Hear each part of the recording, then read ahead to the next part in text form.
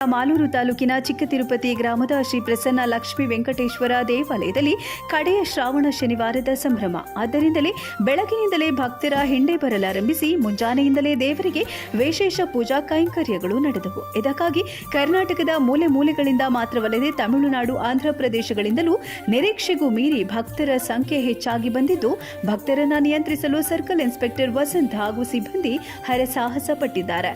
ಇನ್ನು ದೇವರನ್ನು ನೋಡಲು ಬಂದಿದ್ದ ಭಕ್ತರಿಗೆ ಅವಕಾಶ ಮಾಡಿಕೊಟ್ಟಿದ್ದು, ಭಕ್ತರು ಸಹ ಪೊಲೀಸರಿಗೆ ಸೈ ಅಂತ ಹೇಳಿದ್ದಾರೆ. ಜೊತೆಗೆ ಕೋಲಾರದ ಪ್ರಭಾವಿ ರಾಜಕಾರಣಿಗಳು ಸಹ ಚಿಕ್ಕ ತಿರುಪತಿಯ ಶ್ರಾವಣ ಸಂಭ್ರಮಕ್ಕೆ ಸಾಕ್ಷಿಯಾದರು. ಹೂವಿನ ಅಲಂಕಾರಗಳಿಂದ ಜಗಮಗಿಸುತ್ತಿದ್ದ ದೇವಾಲಯವು ನೋಡುಗರ ಕಣ್ಣನ್ನು ಸೆಳೆದವು.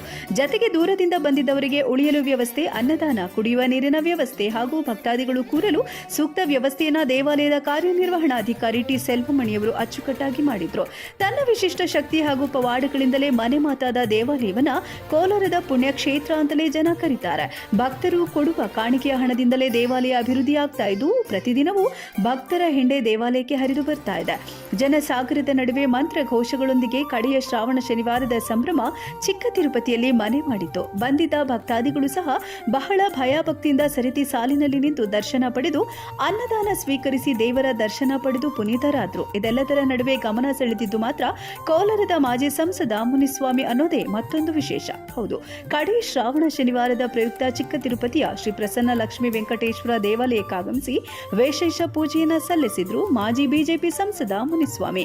ಇವರು ವಿಐಪಿ ಆದ ಕಾರಣ ಇವರಿಗಾಗಿಯೇ ವಿಶೇಷ ದರ್ಶನದ ವ್ಯವಸ್ಥೆ ಇತ್ತು. ಆದರೂ ಅದನ್ನು ನಿರಾಕರಿಸಿದ ಮುನಿಸ್ವಾಮಿಯವರು ಬಂದಿದ್ದ ಭಕ್ತಾದಿಗಳೊಂದಿಗೆ ತಾವು ಸಹ ಸಾಮಾನ್ಯರಲ್ಲಿ ಸಾಮಾನ್ಯರಂತೆ ಸರತಿ ಸಾಲಿನಲ್ಲಿ ನಿಂತು ದರ್ಶನ ಪಡೆದರು. ನಿಜಕ್ಕೂ ಇವರ ನಡೆ ಅಲ್ಲಿದ್ದವರ ಗಮನ ಸೆಳೆದಿದ್ದು, ಈ ಮೂಲಕ ಇನ್ನುಳಿದ ರಾಜಕಾರಣಿಗಳಿಗೆ, ಗಣ್ಯರಿಗೆ ಮಾದರಿಯಾಗಿದ್ದಾರೆ.